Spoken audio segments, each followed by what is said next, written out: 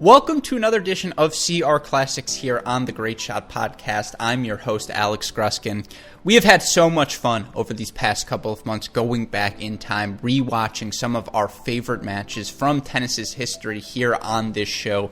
Of course, there are so many memorable moments, so many fantastic matches, so many spectacular individual performances littered throughout tennis's history over the years that it's really difficult to decide which matches to break down here on CR Classics. Of course, here at Cracked Racquets, we try to be gracious hosts, and so we always consult with our guests and ask them what's a match they want to discuss, what is the match that will get them most excited for the show we want to share with all of you fans. And I will tell you, today's match is certain to get you all excited, as will the guest we have joining us, because today's guest is a guy you know well. From his time as a professional tennis player over the past decade, he's a guy who's reached the fourth round as Wimbledon, been ranked as high as the top 60 of the ATP singles ranking, and he's a returning guest to our Cracked Racquets platform as well. Joining us on the show today is American male tennis player Denis Kudla. He and I talk about the 2005 Australian Open semifinal between Marat Safin and Roger Federer. And just a quick synopsis, because Denis and I obviously get into it quite a bit, but 2005 is a very different time on the ATP Tour. You don't have a fully ascended Roger Federer. He's a guy who's inching towards the top of the game, and certainly he ends his 2004 season, really his entire 2004 season is immensely impressive, but he's not the guy yet. There are still guys like the Hewitts, like the Safins, like the Roddicks of the world who have won Grand Slams recently enough that they're still considered threats, that they don't fear Roger Federer the way that so many players do now. And, you know, this is a match where Marat Safin's shamelessness, his lack of fear, his confidence in the biggest moments, it shines through and it leads to some spectacular tennis. Of course, a young Roger Federer is a completely different beast as well, and just to see the sort of athlete he was early on in his career, it leads for a spectacular viewing experience. Of course, there's plenty of drama, blown match points on both sides,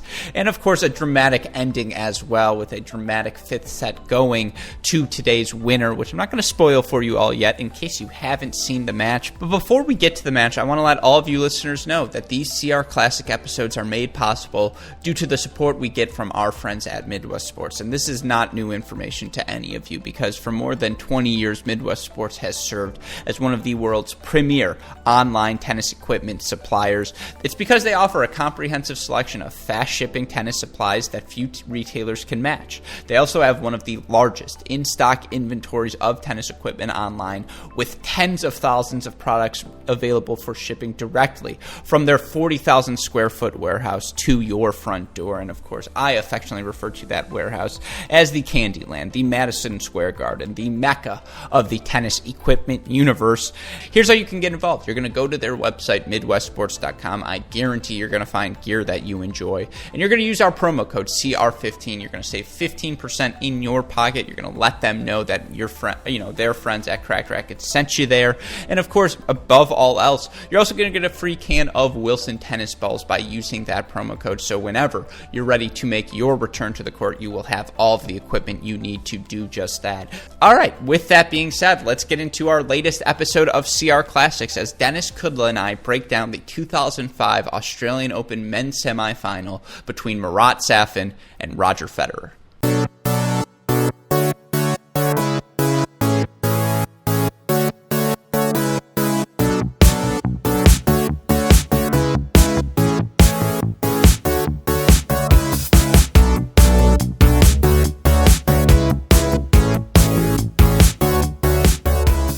Joining us now for today's edition of CR Classics, you of course know him as a professional tennis player. He's a former fourth-round Wimbledon appearance, a guy who has been in the top 100 for much of the past decade. Denis Kudla, welcome back to the show. How are you doing today? Thanks for having me. I'm doing good. Got my workout in, motivation still there. So trying to build on any inspiration I can find. So yeah, feeling good. I feel like an 8 a.m. workout, for our listeners who don't know, we're recording this 10 a.m. Eastern time. That's early. That's a bold start. So I started at 9. prep work starts at 7:30. I was actually using this new product called Lactico, which I guess is kind of, I don't know, I read reviews and it's supposed to just help with the lactic acid. And I was doing sprints today. I did 300s, 12 of them. So I was feel great. So I'm still sweating, and I got my Aussie Open towel, for the match, and just wipe off. No, I appreciate that. You're in match mood and, get the early motivation in. And, I appreciate you doing this because I'm curious, and we talked about it, I suppose, the last time you were on the podcast, but going back in time, watching old matches, is that something that interests you? Are you still a tennis fan aside from being a tennis player? Absolutely. I still feel like watching these classic matches is awesome. All the classics that Tennis Channel is showing, it's cool to see kind of the difference in levels, speeds, tactics, maybe what some unforced errors look like in like semis and finals. It blows my mind how I think it looks a little slower, and then I try to visualize how I would play against these guys. Would I beat these guys with the physicality of the game today? And it gets me thinking. I feel like I could, but it's fun to watch. Well, they keep showing the 2008 final, so I'm like, okay, I've seen that enough times. Like, I'm ready for something else. I wish they didn't only show semis and finals. I wish they show some like first round classics or like second round. There's so many good matches that were like first, second rounds that they don't show. I would watch you versus Dimitrov Australian Open again. I would watch that on repeat. That's one of my favorite matches. Not to butter you up early, but no. I didn't play Dimitrov in Australian Open, did I? Or not Dimitrov. Who was it? What was the 5-setter? Team. Not Dimitrov. Team. Excuse me. If someone ever could get me the video of me against Schwartzman, I would watch that whole match and dissect it completely. I've been wanting to watch that one for a while. It would hurt to watch, but I would love to watch it. Before we get into today's match, we want to set the scene for you listeners, remind you what the 2005 ATP Tour looked like, how the game was different then than it is now, and of course what our two competitors, Roger Federer and Marat Safin, were doing during the 2004-2005 season as this Australian Open came to fruition.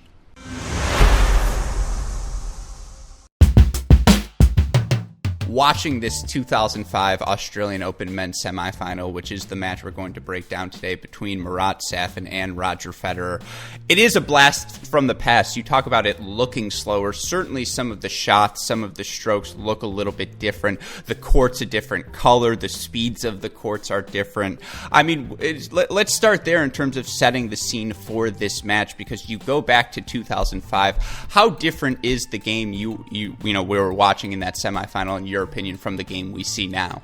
So I think there's very kind of select players that might have still been able to translate. I think this match in particular could translate till today. They're both big hitters. You look at Federer's strokes, his forehand is so much loopier in 05 than it is right now. Safin, he can translate till today easily. He was just such a power hitter. There just wasn't that many power hitters like him like there are today. Now it seems like every other guy's a power hitter.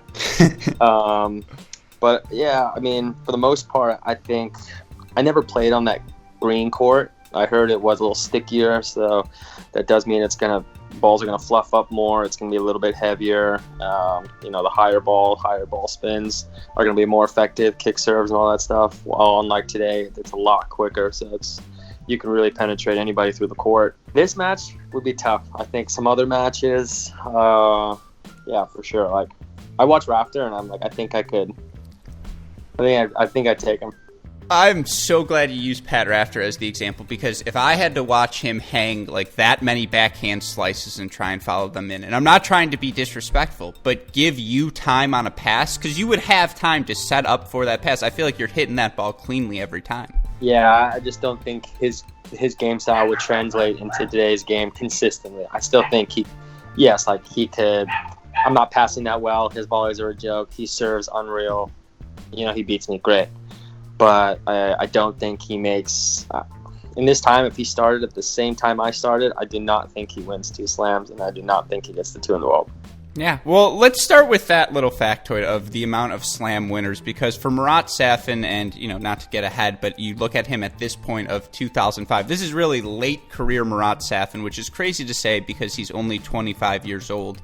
But at the time of this Australian Open, it's a different era in professional tennis, and I think the guy we have to start with, just because it's someone everyone who's a tennis fan now will have seen, is young Roger Federer and what he looked like. And you sort of referenced it there, the idea that for young Roger, it's not the same guy that you see now. Everything is a little bit bigger. I think he hits through the backhand a little bit more at this point. I also think he's a little bit thicker. There's probably 10 to 15 more pounds of Roger, and that may be a product of the baggy shirts, right? How they were wearing that baggy clothing on the court, beyond me.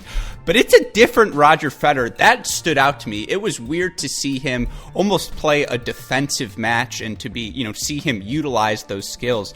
People forget how quick he used to be. This was an athlete. Yeah, no, so fast. It's just the game was so different. He was bigger, noticeably bigger. I think you just have to take weight off as you get older. It's too much pounding on the knees and all the joints. I think the balls, the athleticism was not the same as it was today. I hear a lot of criticism from these older guys saying that why do these three guys dominate, that everyone else is really not as good as their generations, and I just completely disagree. I think that there are so many factors. One, a lot of guys get discouraged because these three guys are such freaks. Access to the things that they have. Not everyone can have these hyperbaric chambers that you sleep in, or have 9 people around you at all time and afford it. And it was just different. These guys completely changed the mold of what the top players are. I think the average of how good a guy can be up until 300s, 400s is insane, the level. And I would take the top 400 guys versus their top 400 guys any day. I think the game is ridiculous. Compared to that generation, I would love to take that argument on everybody, but you still really can't win it because you can't compare generations. You just can't. They're different services, different balls, what ifs, and it's just all opinions. But and I also think who knows what they did back then. I feel the rules that they have, what we can, drug testing probably was a little bit more lenient back then. Who knows what it was? I'm not saying they're all taking steroids, but who knows what that yeah.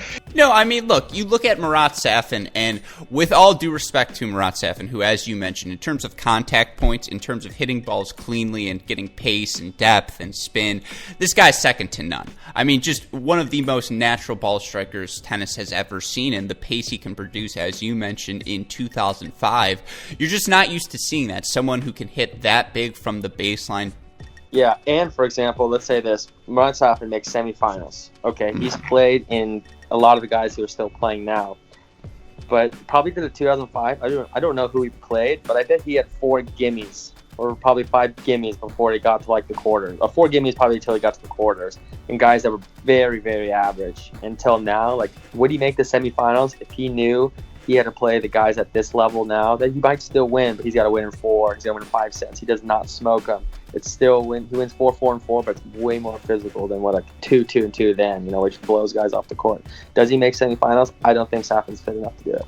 Yeah, that's what I was going to get to. That was the point, is he's not a modern-day athlete. No, you nailed it on the head. I completely agree with you there. And as you mentioned, in terms of the fitness, that had been an issue for Safin really since 2002. In 2003, he suffers a wrist injury. He starts to come back. He has this run at the 2004 Australian Open where he ends up making the finals of the event. But as you mentioned, he plays Roger Federer, and he's just completely worn down at that point. He had gone 5 sets against Roddick in the quarters, 5 sets against Agassi in the semifinals, just couldn't muster that sort of performance, and he was unseeded in the event, but just couldn't get by Federer in that final. So Federer ends up getting his first Australian Open title in 2004.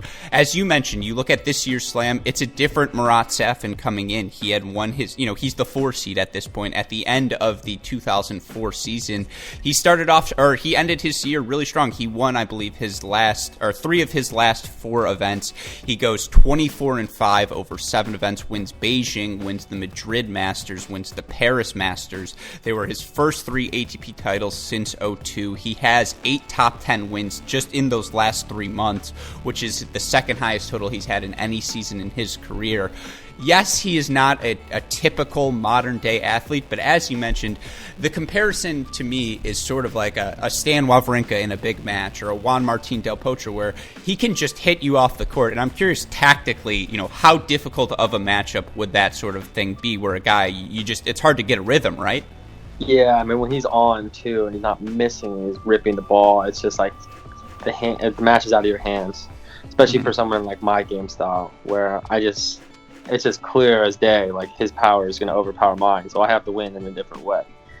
So those kind of guys, I mean, one, like, serve is just so big. If you get back into rallies, you're kind of giving yourself more of a chance. I think now the big hitters just have such big serves and like just winners right away, over and over and over. But with kind of the technology and maybe playing different tactics, I watch older tennis compared to now, and it's amazing how many more guys now play through the middle as a tactic rather than back then. Back then it was just so much spreading the court.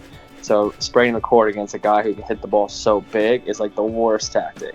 You want to be jamming him up. You don't want to give him any angle, because then he has to play right through you, and pace won't be a problem. Pace is a problem when they're moving you as well. So it'd be interesting to see how guys would be able to break him down. I mean, I always thought towards the end of his career, like, he was very average going down. Like, it was almost painful to watch him, because I was a fan and he was just losing to everybody. Like, come on, like, can't like light it up one time, but these guys were killing him. So now that we've set the scene for all of you, let's get into today's match.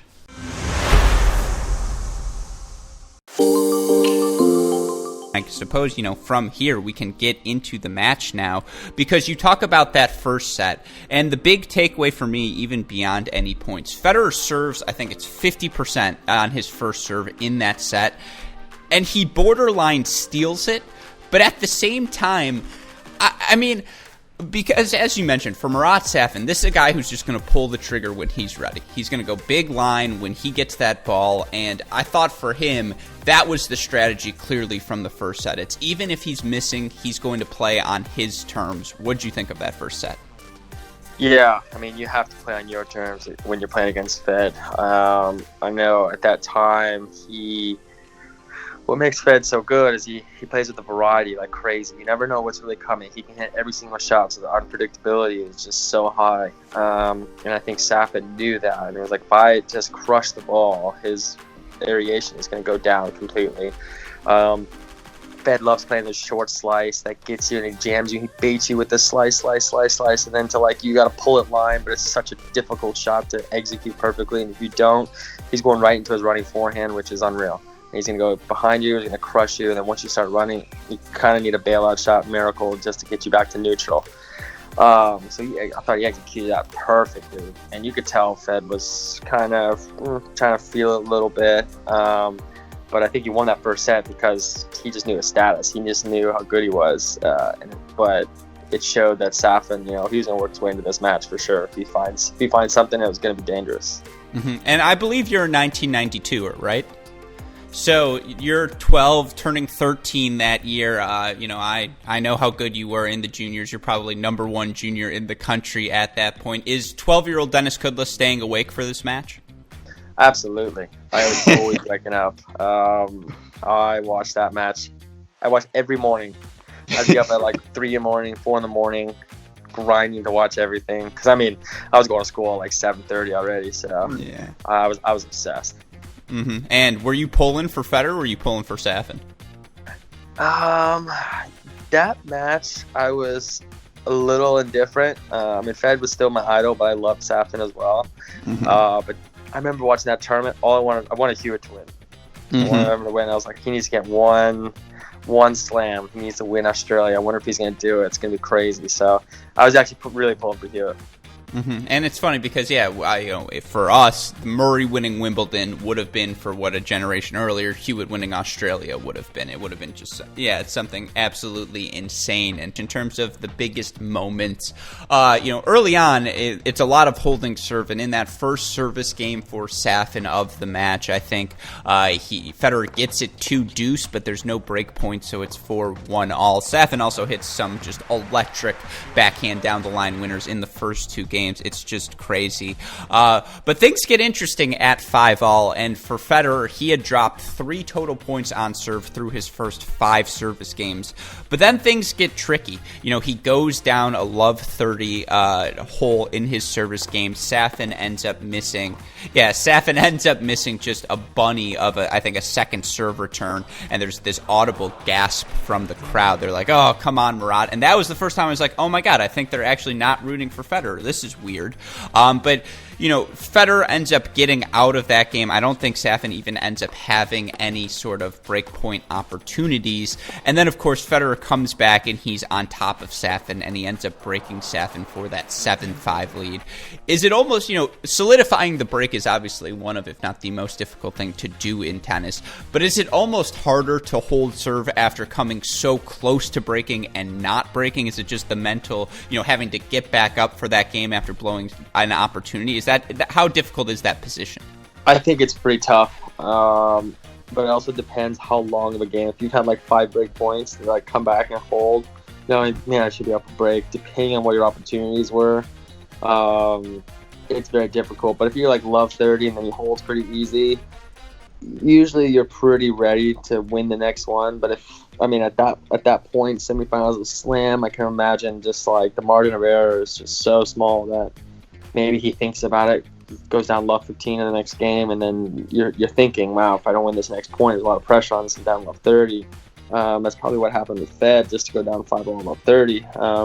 Lost 3 points on the serve, probably started every game 30 love, super easy, and loses the first point, and it's like, you got to get ready. So yeah, you see that all the time, guys who have break opportunities, and that's the time to break, because then Fed is thinking, all right, he's gaining a little momentum, I need to get on him right now. So there's an adjustment that's going to be made, and it's who's going to adjust better. So you think the same way with Marat. He might not be thinking about the adjustment to get better, but maybe in the past, while Federer is looking to be proactive. So that's a perfect example of proactive versus reactive at that moment. What do you think of the Safin tactic? And we see it throughout this match because he does have one of those overwhelming serves. He's a guy who, you look at what would translate today, he is 6'4", he's got a booming first serve. There's a place for that in the game, of course.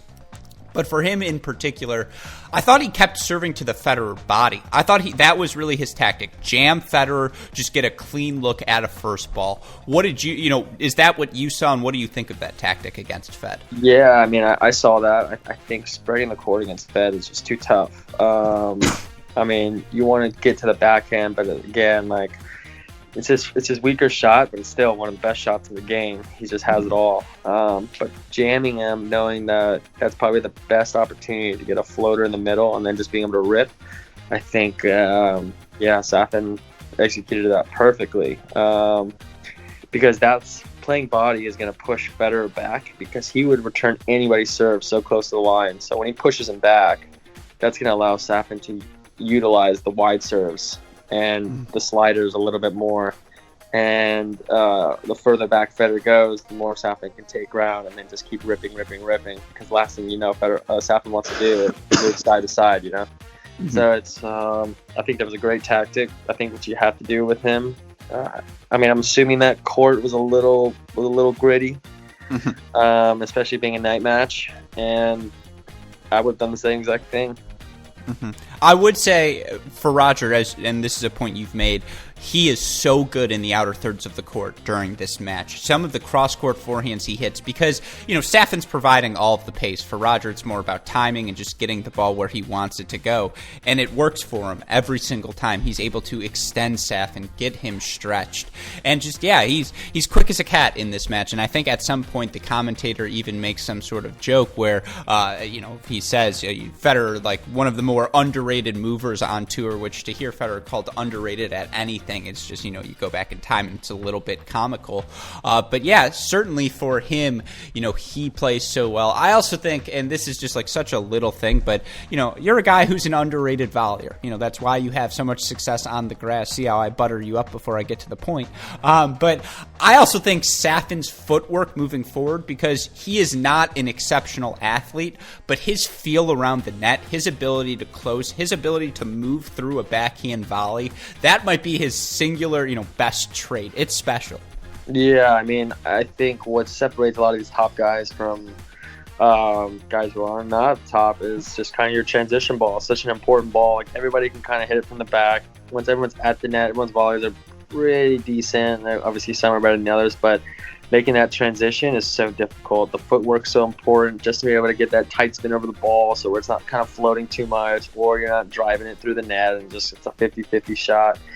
He just had that power. He had that technique for it, and just the footwork was pure. So, his balance was something special, and I think that's the only way he was able to execute his game style for so long in his career, because of his balance and because of his footwork, to make up for, the lack of athleticism.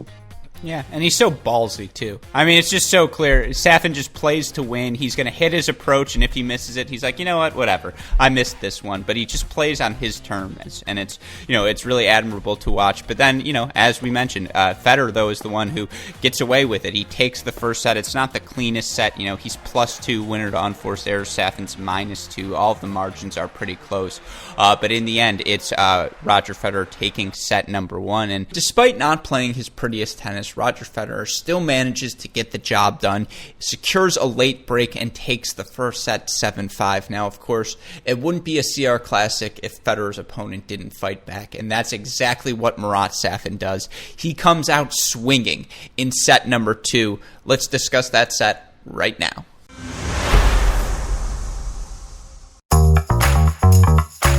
Then we get into set 2. And what was very clear after set number 1 is that Marat Safin had the goods to win on this day, that he was not going to be intimidated, that he was going to be willing to hit through Roger Federer. And that's sort of what happens in set 2. And I guess, again, playing someone like that on that big of a stage when they're just hitting through the ball, what do you do? What's the adjustment? It's out of your hands at that point. Yeah, I think you have to play with speeds then. If you don't feel like you can hit your spots, you're not getting it close to him.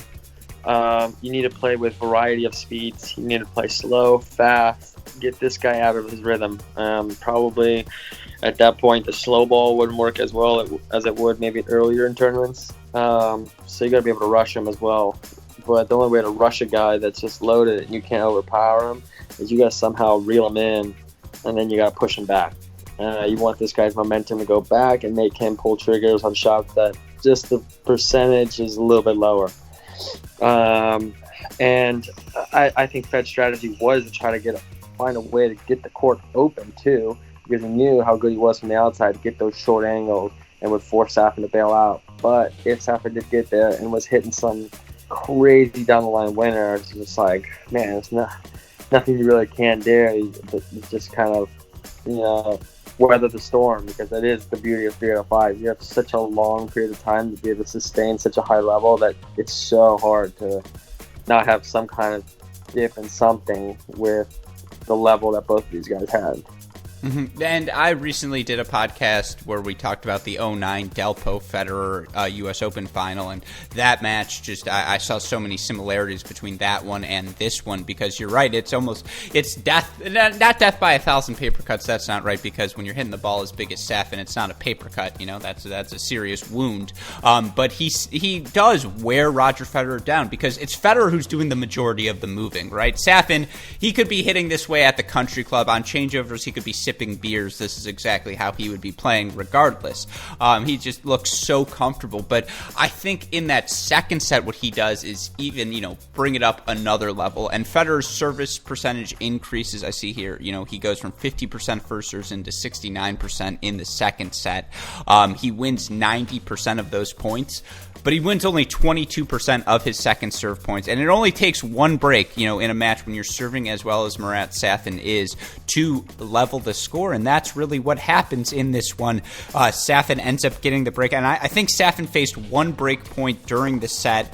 It came fairly, I believe, early on, but Safin was the one who ended up actually getting the break, going up 2-1 in that second set, and just kind of holding on from there. There weren't a lot of long rallies in set number 2. It was a lot of dominant Marat Safin. It's just so many body serves in this match. I feel like he really did have a game plan. He stuck to it in set number 2. I mean, again, there's like a couple of 12-shot rallies that happened in his 4-3 game towards the end of the set, but outside of that, it was very clean, +1, maybe +1 and a volley tennis from Marat Safin. Yeah, that was his plan. Let's go body, going big, and I'm looking to move forward. I'm going to put pressure on Fed. They're probably thinking, like, I'm going to make this guy pass me as much as I can on his backhand. That's where, I go back to the volleys. Like, his volley is very underrated because he knew he could do that and still execute. If you don't have good volleys, there's no point in coming in, because then you might not be able to deliver when the opportunity is there, because you probably need to come up with a couple good volleys. Mm-hmm. So it's such a good game to break, to hold. You want to drop volley winner. So I was going to say, you played Roger Federer twice in your career, I believe. The most notable one, you played him in that Halle semifinal. And I actually went back and watched the highlights from that in preparation for today's tournament, because I don't think your game plan was too dissimilar from Marat Safin's. Now, it's a different surface, of course, so the necessity to play low and get in behind that is a little bit more. But it does seem like when you play Roger Federer, you have to take it to him, right? Because otherwise, you can't play on his terms. Yeah, I mean, I learned from the first time that I played him that, one, you mentally got to get in the right state of mind and just like, this guy's human. Mm-hmm. He's not God, and just treat him just like anyone else. So once you get past the first couple games, I think that's where you kind of relax and you can actually play a match, because they know the fear that's in a lot of these other players. So if you hold on for like till 2-all, 3-2, it's amazing how normal it is to play him again. So I mean, for me, I knew I had to serve well first serve. I was serving really well at the time, and I knew I had to attack his backhand, especially on that kind of grass court. He wasn't going to be able to come over much. His slice was iffy, but it was such a tough court to pass on. So I knew I had to take my chances into the backhand. I was hitting my backhand line unbelievable too that week. Mm-hmm. So I knew he'd be covering it if I did it, and then eventually hit the backhand line. That was what was going to help me, because I remember always watching his career. Guys with very good backhand lines he would struggle against.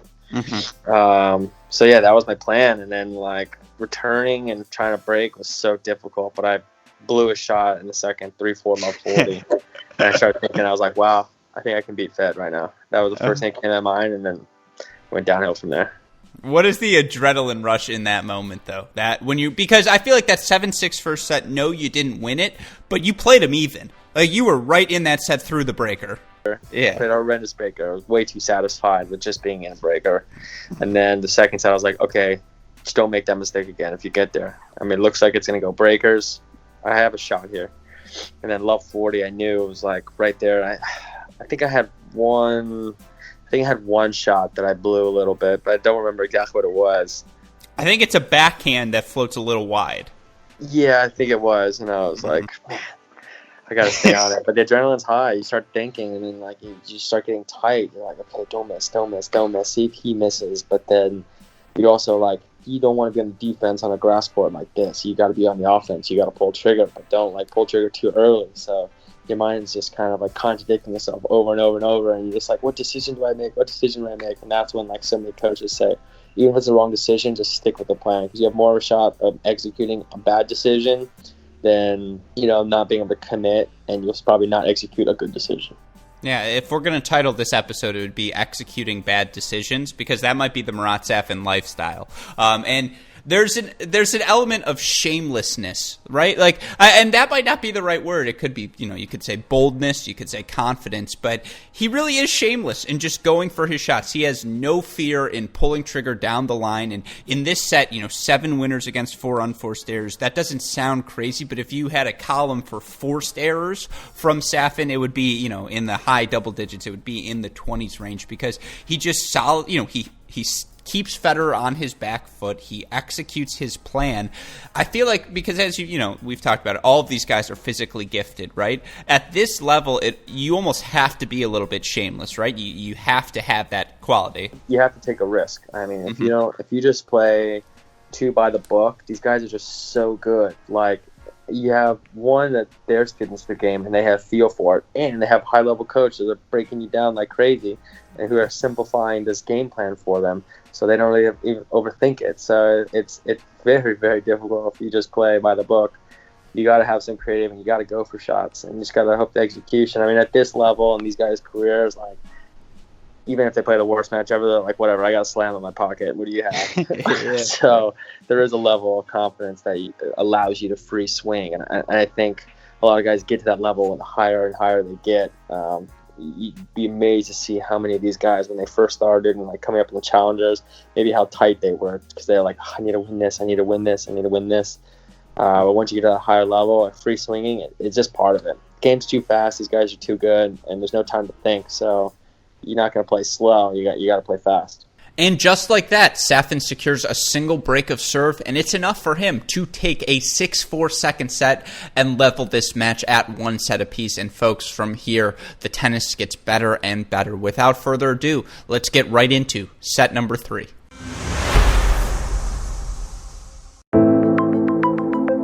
What's so funny about set number 3 is it's the reverse. You kept wondering, because through sets 1 and 2, Safin, yes, he lost set number 1, but he kind of got away with being a little bit reckless with going for his big shots. He does not at the start of set number 3. Sloppy first service game. I think there's like 3 or 4, unforced errors. That just a typical Safin. He's throwing that one away.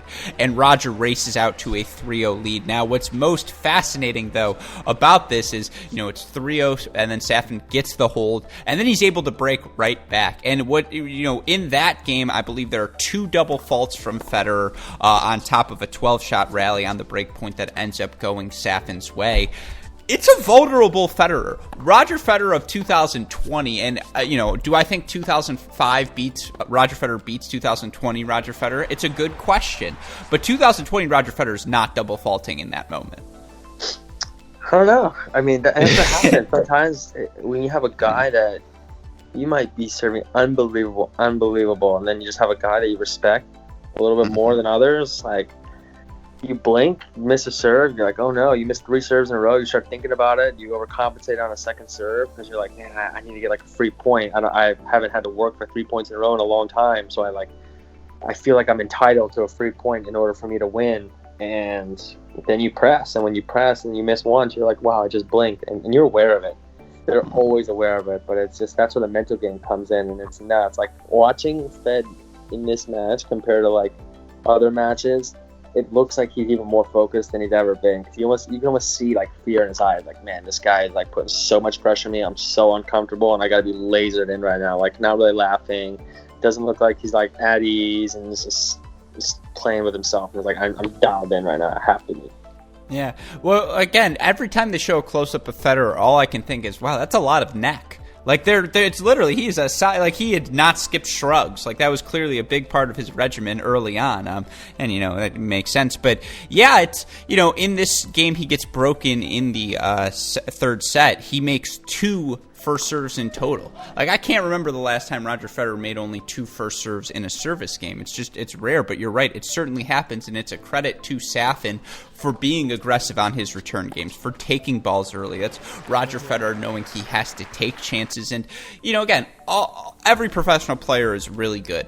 They can, all of you guys, if, triggers on the line, you're going to make your serve. Like, it may not be the prettiest serve, but you're going to try and make it. But funny, you think about it, you're like, oh, he's not going to miss a game of serve. And it's like, hey, this match was 4 hours and 40 minutes, and he might have had a couple bad minutes in there. Yeah, exactly. It was like 6 bad minutes. But for you on the first versus the second serve, because, visually as a fan, it's always going to be a little bit slower. But, I mean, on a day when the first serve's not working, what is the adjustment? Because today for Federer, the first serve it wasn't really working. And so he starts kind of throwing hanging sliders to Safin. Yeah, I don't think you could kick to Safin, because anything up top, he would be done. Yeah, so he just bunts down. and he didn't like to be on the defense pressure, and he knew that Safin was on, so you got to go slider body into him and jam him. But also, a slider second serve is going to cause you to double fault way more. So they just pulled up a stat at this point: 4-all in the third, 15-30. He's got 6 double faults compared to 1. So he's definitely pressing because he feels the pressure. He's missing a lot of first serves right now, so his toss is probably a little off. So he doesn't like the second serves. But it's funny because you miss a lot of first serves, you start hitting so many second serves. Your second serve actually gets better than what it usually is. Mm-hmm. But then you just got to jam it. But it looked like kick serve was not in the playbook. It was all about jamming and trying to get hold of the first ball even on your second serve. While some guys are, I'm going to get my second serve in, I'm going to defend the first ball, I'm going to try to get to neutral. But it did not look like that was his mentality. Yeah, and the service motion for Federer even looks different. It's a little bit longer. There's a little bit more of a pause. It's a little more slingshotty, if that makes sense. Yeah, he has a big loop on his forehand. His serve is his like. Yeah, I don't know. Yeah, it looks like his toss is going a little bit more left. Actually, I can already tell in that adjustment. So that's causing him not to be as balanced. But yeah, it looks a little bit longer, and that's probably what's causing it right there. That's probably why he shortened it, so he was able to find the balance a little bit more. Because sometimes when you have too long, your toss has to go higher to like get your arm to come back. So then sometimes if you toss like this and then you toss like that or something, like boom, that one in can cause your percentage to drop 10%. You know. Well, I will say, thankfully, we're on video, and this will be a video podcast, and I recommend everyone go look at those demonstrations because that was perfect. Yes, I actually do know exactly what you're talking about. Like, yeah, and so 4-all, similar to the first set, Federer ends up facing, actually, I believe, 2 break points in that 4-all game. It ends up going on the first break point. He hits a winner off of an 11-shot rally. I believe it's a cross-court winner for him, a backhand volley cross-court winner as he closes. It was insane. Yeah. That's crazy. Yeah, right now he's playing, and Safin is just bashing the ball. They're playing up the middle. They're literally hitting up the middle. It's crazy. You can tell that Federer's playing for dear life. And this gets to, because again, you've faced these guys, playing through the middle. You think that's a tactic that's grown in popularity? Absolutely. It's definitely a tactic that's been introduced into the pro game the last 5 years more than ever. It's obviously always been there. I think guys are using it more and more just because of how guys can come up with angles from anywhere right now. So, like, middle is just so crucial, but it's also a fine line between a good middle ball and a bad middle ball. If you float that thing too high middle, or if it's like an inch off, you're running, and the guy can come up with an angle. But if you hit the right one, it's amazing how limited some of these guys are. Still, like, the goal in tennis is to have these guys limited, and you want them to execute the toughest shot possible. So that's where anticipation comes into play. So it's definitely interesting to watch guys using middle more and more. I feel like there was a lot of backhand middles from you that I can remember in my head right now, just trying for you to open up that court. Yeah. Cross middle, cross line middle. Like it's just a constant variety game. No, and it works, obviously. But, in this set again, so he escapes 4-5 for Federer. Safin ends up, tricky game. He goes to 2 deuces, but doesn't face any break points. Safin ends up holding 4-5 all. Then we get a Federer hold at love to sort of steady the ship. And then Roger Federer does what Roger Federer does. Gets aggressive, gets on top of balls early. I actually think, there's a couple of mistakes here from Safin in this 5-6 game in that he deviates from that body serve tactic, although you of course do have to change it up. But you're right, when Federer gets stretched, that's when his best tennis comes, and he hits a couple of great deep returns that force Safin errors, and just like that, 7-5 third set Roger Federer, he goes up 2-1, and you really could argue that Safin was actually the better player through the first 3 sets, and that he maybe should have been up 2-1. At the same time, it's Federer who takes that 2-1 lead. Yeah, and that's the crazy part of 3 out of 5. Like, you don't want to think about, like, man, I got to win 2 more sets now against the guy busting my ass and doing everything. But I can tell just watching it right now, Safin starts getting a little bit tentative, and he's allowing Fed to take over. And then that's what Federer exactly wants. Like, when he knows that his plan's executing now, it allows him to free up, and then they just get better and better and better. That's what makes these guys also so good. They're such good front runners. So it is interesting to watch. You can see Safin start pulling up on backhands. He's not completely finishing it. He's doing like kind of that half swing, and that takes off enough pace of the ball to get Fed to get going, and Fed starts taking cuts. And you can tell Fed is just like, yes, this is it. I just watched this game. I'm watching this game right now, and Safin's blowing it. Safin certainly had his chances, but in the end, Roger Federer shows off the sort of special athleticism, the unique skills that makes him Roger freaking Federer, and he takes that third set with a 7-5 score line. Now, of course, it wouldn't be a CR Classic again if Marat Safin didn't show he had a little fight left in the tank. Let's see what he's got as we get into set number 4.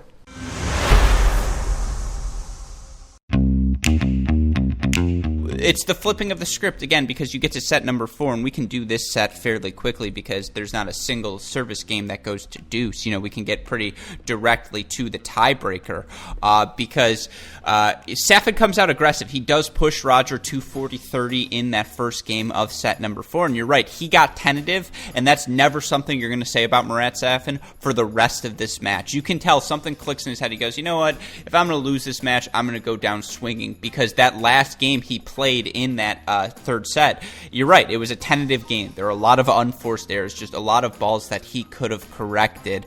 I mean, let's get back to, we can just get right to this tiebreaker. There's, again, they both hold serve 6 up, 6 down for both of them.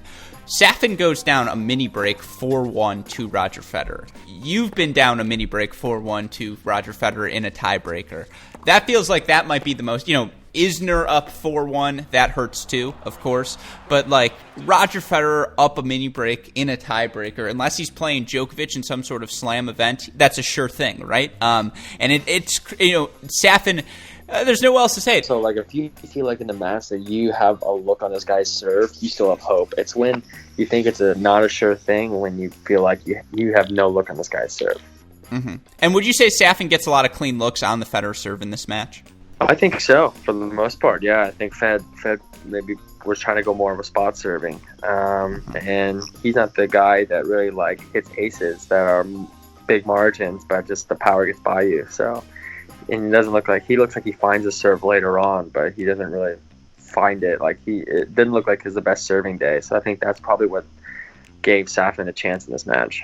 Yeah, and what's crazy is for Federer, he makes 43% of his first serves in set number 3. 43% of his first serves, and he wins the set. Yeah, in this set, Federer makes 60%, but Safin's only at 50%. And again, there were not a single breakpoint chance in this set. But, Safin comes alive in that tiebreaker. And you look at it, from down 4-1, Safin hits an ace for 4-2, hits a backhand, I believe, winner. Or actually goes down another mini break. So Federer hits a backhand return inside out for a winner to go up 5-2. And, up 5-2. 2 serves, that's when you think, I've got it.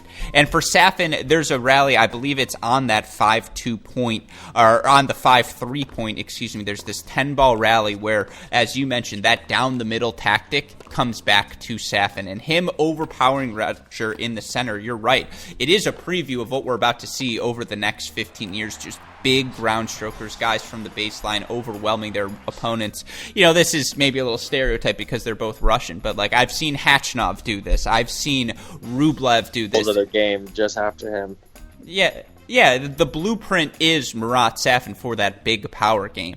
And so, for him, he rides that all the way through. Again, wins 2 points on Federer's serve to get back, both mini breaks, 4-4-5. 5-ball point was ridiculous. Yeah, and so that's what I was going to say. He hits this, it's a backhand drop shot approach down the line. Safin's hands are underrated. Safin, just in terms of striking the ball, it's, athletically, I think he could have figured it out. Give him training, give him a Vertimax or whatever it's called, a Versaclimber from 05 to 15, and just let him do a little bit of climbing on his own. You can't be that powerful and not have an avenue to success. Yeah, exactly. It's on match point now. Oh, man. Crazy. That 5-ball point to set at match point, the balls it takes to hit that dropper and execute that is just, no one ever thinks about that shot. That's pretty much a bailout. You bailing out on that. Even if it's so perfect, that is a complete bailout shot. So you think Federer got a little lucky with that one? I think so. I think he did not, because He goes big second serve. He goes unbelievable forward, inside out, and then backhand. Safin gets to the backhand, and Fed's expecting an easy ball, and he hits this backhand like short angle, which is from the perspective of the guy who hit the forehand. Someone hit that, you're like, yeah, right, especially at that tight moment. So then he probably was like, nah, I'm not going to give this guy a shot to slap. So he went for the dropper, and to execute that dropper is insane. Yeah, but also drop shots are a lot easier when you have gut in your racket. Yeah. Is that true? Absolutely. Your feel and gut is crazy. So much better. As opposed to poly. But the problem with gut is, like, if you have a bad day with gut, you are so bad. Right, ball just flies. Yeah, it's so bad. Can't control it. And so Federer, goes up 6-5. He has a match point. It's on his serve. He misses the first serve in the net. Second serve goes wide, and never hit a kick serve, as you mentioned, to the Safin backhand serve, because Safin gets on top of that backhand. I believe Federer might have actually served and volleyed. Am I right here? He serves and volleys, hits a great backhand pass. Then Safin goes forehand high line. He stretches a short volley. Safin goes unbelievable lob, which is a joke. Fed shouldn't have hit a tweener. Should have run back and hit it high. So that was where you talk about the bailout drop shot. The combination of the bailout drop shot winner and then go for a tweener, it's twofold, right? A, he's feeling himself, clearly. But B, this idea of him going for those two shots in this moment, that's an inexperienced Fed. That's a Federer who, and the tweener hits on Djokovic stands out from the U.S. Open, but nowadays Roger Federer does not try that back-to-back, I don't think. And you do not do that in that moment. You gotta somehow get that in. You cannot go for that. And then he plays a bad point, and then Safin gets aggressive. You could just tell when he loses that point, Fed shakes his head just like I blew. And look, Federer, as you mentioned, 7-6 point for Safin on serve. He plays big. He moves forward. He gets to the net. Or I should say on the 6-all point as well as the 7-6 point. He plays big, plays aggressive, takes control, and he wins the tiebreaker. And he's up 8-6, and now all of a sudden, it's a 2-set-all match. So Roger Federer has a match point in the fourth set tiebreaker, but Marat Safin able to come up with some special stuff. He fights off that point, ends up taking the breaker 8-6, and now, folks, we've got ourselves a fifth set buster, and this is where things get really, really fun. With that, let's kick it off. Dennis and I talking about set number 5 in this Australian Open 2005 men's singles semifinal.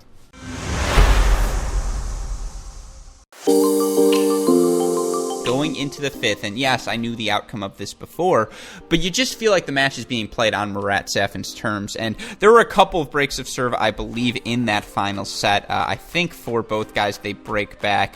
For Safin, he goes up 5-3, has a bunch of match points, blows them all.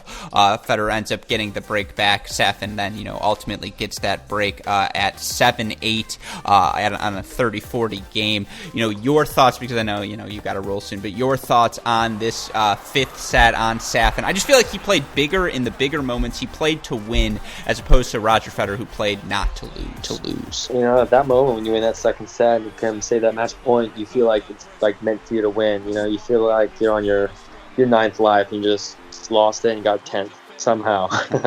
And you just feel like it's meant to be. Like, you're supposed to win this, and your confidence goes through the roof because everything points to Federer supposed to win this match. So watching this, you can tell that Safin's like, this is mine, and Fed's like, it's not supposed to be mine. Watching this match point, I wish it never ended like that, where he like falls over and he's like crawling and he trips. Like, what a terrible way to finish. Like, he literally just king is falling. Yeah, no. Should have kept the blue shirt on, and I don't like the all white there, but. Well, what's so funny is Federer fights off 2 match points for 3-5, and then Safin has another match point in the Federer service game. It's this 13-shot rally that ends with Federer moving forward, hitting a backhand volley down the line as a winner, and that's him playing big in the big moments. That's the Roger Federer we've grown to know. But it did feel like he just, you keep sledgehammer. I don't know if you watched the show The Last Kingdom. I don't think you do, if I remember from our last conversation. But when you're trying to, back in the 9th century, you're trying to get into into a fortress and you're using the big tree to try and break down the door. That's Safin throughout this match. He's just trying to bear through, and he finally does, as you mentioned, in that breaker. And, just Federer to go for a tweener on match point. You look at the most memorable points, the most memorable moments. That's the most memorable moment, right? It's Federer trying to be flashy in a way that maybe he wouldn't nowadays. Yeah, you always watch that. You're like, man, this guy's confidence was so high. He went for that shot. But I mean, just it's one thing to go for it if that's like the one, but it literally stopped in front of him. He could have probably turned around and hit like a circular forehand and maybe like taken his chance on Safin, maybe bricking a volley. Mm-hmm. But gosh, I'm sure he watched that and then I justify it by I probably hit some shots I shouldn't have made to win some matches. Yeah. So you gotta be a good justifier for sure to play a sport like this. So while it certainly ended up being a little bit more complicated than he expected, Marat Safin able to break Federer twice in the fifth set, which was enough to get him over the hump, secure a 9-7 advantage, and help him advance to the 2005 Australian Open men's semifinal. Now, some of you may know this, but Safin goes on to win the 2005 Australian Open over Leighton Hewitt in the final, securing the second Grand Slam title of his career. And, we talk about how this semifinal affected his legacy. We talk about where Roger Federer goes from here, and give our final thoughts on this match as we talk about the aftermath and the legacy of this 2005 Australian Open men's semifinal.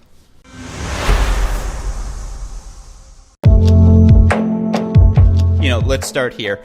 Did the right player win? Yes. Mm-hmm. I think so. I think Safin took his chance and went for it. I think Federer should have won, but I think Federer did not play the way he needed. I mean, look, they both played insane, but Federer did not do everything he wanted to do, and Safin did everything he wanted to do in big moments and knew, if I get a shot, I'm going for it, and he did, and he got it. Mm-hmm. And I asked you this, so I completely agree with you. I think you nailed that. I think Safin played to win, Federer played not to lose. Ultimately, that was what we saw. In terms of the quickness of the courts, in terms of everyone saying, the courts were so much faster, everyone played so different, overrated, underrated take in terms of how tennis has translated over time. That the courts were that much faster. I think, yeah, they were way faster. I think the balls were different. And fast tennis compared to slow tennis is big difference. Mm-hmm. So I would say underrated. I think it matters. All right. Again, home stretch. Underrated, overrated, the all green courts. I'm glad they changed. I like the blue ones better. I could not agree more. I think they're hideous. It's just like, what are we doing here? Yeah, they don't look good. Yeah, I think that, bad idea. All right, more fearful opponent again for you. These three guys, I think they're all very similar. Safin, Wawrinka, Delpo. Who do you not want, rank them. Who are you trying to play least on their best days? I do not want to play Delpo on his best day. Yeah, it's just miserable. Wawrinka, then Safin. Mm-hmm. But I'm talking about more older Delpo. I think now maybe I put Delpo in third. Mm-hmm. And I put Safin second and Wawrinka first. I think when Delpo had the big backhand, you did not want to play him. I don't think there's anything in there. Now it's like you kind of have a shot. You kind of have a place to go to slow it down. Mm-hmm.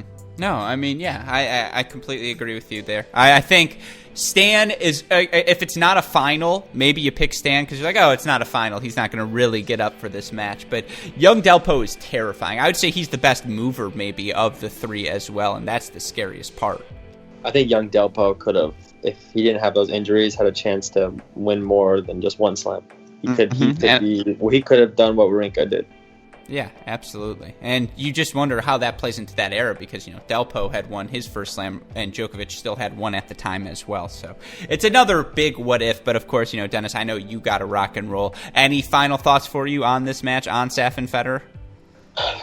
No, it was an epic. I watch it every time and I see new things. One of the matches of the decades, for sure. I'm glad I was able to break it down. Thanks for having me. And look forward to maybe doing it again.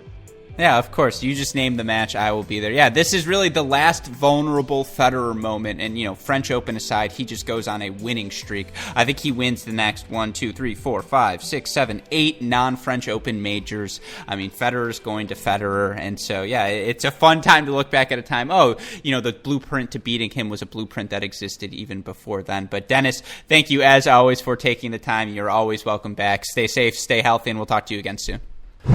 So that'll do it for today's edition of CR Classics. Again, a big thank you to Denis Kudla for taking the time to chat with us. He knows he is always welcome back on our Cracked Racquets platform whenever he would like. If you have missed any of the previous editions we have done of this show, be sure to go check them out on our YouTube channel. You can find us talking about the 2011 French Open men's semifinals, the 2001 Wimbledon men's semifinals, Ben Rothenberg and I breaking down the 2005 Australian Open women's semifinal between Maria Sharapova and Serena Williams. So this 2005 Australian Open, just a landmark event for a bunch of different reasons. And again, if you've missed any of those episodes, you can go find them in video form on our YouTube channel. You can find them in podcast form on the Great Shot podcast feed. A big thank you to our friends at Midwest Sports for their continued support of our efforts here at Cracked Racquets. And a huge shout out, as always, to the super producer Daniel Westhoff, who has a of an editing job to do on this video, as he always does. But that'll do it for today's edition of CR Classics. For our wonderful guest, Denis Kudla, our super producer, Daniel Westhoff, our friends at Midwest Sports, and all of us here at Cracked Racquets and the Tennis Channel Podcast Network, I'm your host, Alex Gruskin. We hope you enjoyed the latest edition of CR Classics.